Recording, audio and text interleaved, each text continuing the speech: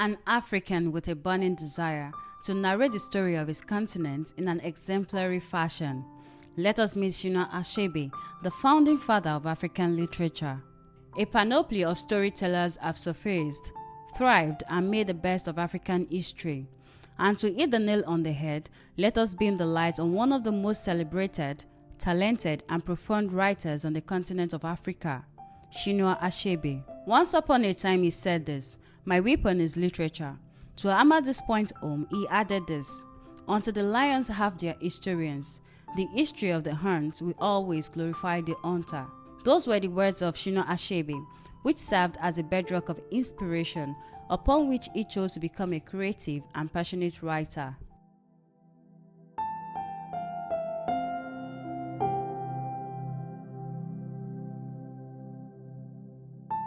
He was a tremendous influence on Nigerian writers and beyond, to such an extent that he won the hearts of both old and young. Indeed, he was a proud narrator of his culture, and his books attested to it. For the sake of the younger generations who perhaps do not know Chinua Achebe, or have not heard of him, or have yet to read any of his books, let's take a few minutes to learn about this terrific man who transformed the trajectory of African literature. Chinua Achebe was a Nigerian story writer, a native of Ogidi town, now known as Anambra State. This means that he belongs to the Igbo ethnic stock. Would agree that storytelling is a mainstay of the Igbo tradition or community. Chinua Achebe was born on November 16, 1930, into a Christian home, which made a significant impact on him throughout his life. He was baptized as Albert Chinua Amulogu Achebe. His parents were dedicated evangelists, particularly his father, Isaiah Okafor Achebe, who was a teacher, while his mother, Janet Ananechi, was a church leader and a vegetable farmer. Achebe was born during the strong dominance of British colonial rule. By the way, his parents had 5 other children apart from him. Achebe grew intellectually with the assistance of his mother and sister, who told him loads of scintillating stories as a child. Besides, he had an in-depth knowledge of the Igbo folklore, which he derived from his father, as well as books. Funny enough, he eagerly anticipated traditional village events, such as masquerade ceremonies, for he later recreated them in his novels, along with his stories. At the age of 6, he was enrolled at St. Philip's Central School for his primary education. He excelled in his studies.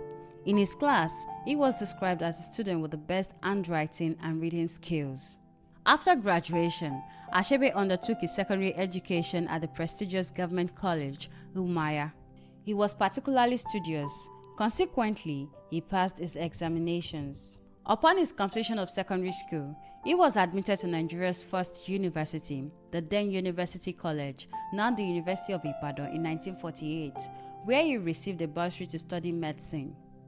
Eventually, he left medicine to study English literature, history, and theory after he noticed that most foreign books portrayed Nigerian characters as either savages or clowns. Although, switching his course caused him to lose his scholarship and required extra tuition fees.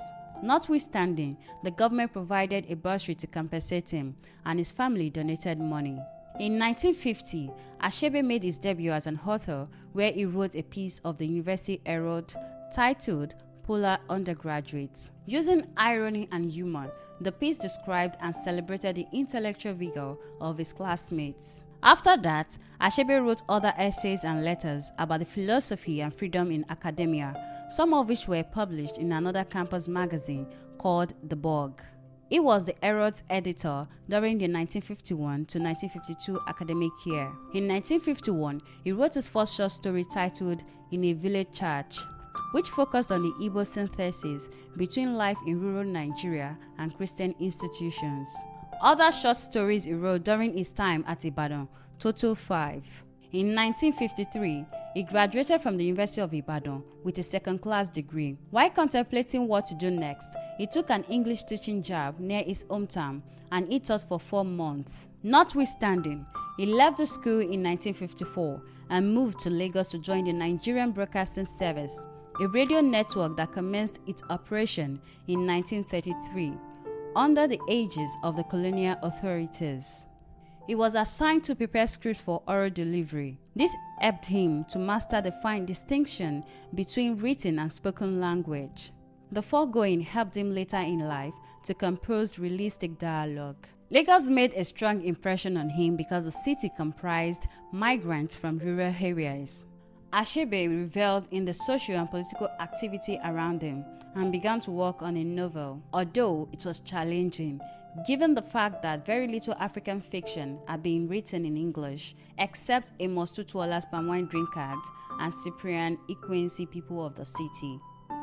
As luck would have it, Queen Elizabeth II visited Nigeria in 1956, and her visit highlighted issues of colonialism as well as politics.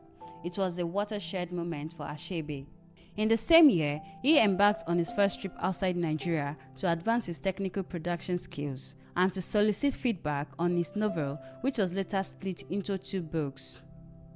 In 1958, he wrote his first ever published and standard novel titled Things Fall Apart. The book earned him global attention. It occupied a pivotal place in African literature. As a consequence, it is, to date, the most widely studied, translated, and read African novel. Barely 2 years after, he published another piece of writing, No Longer at Ease, then Arrow of God in 1964, A Man of the People in 1966, and Anthills of Savannah in 1987.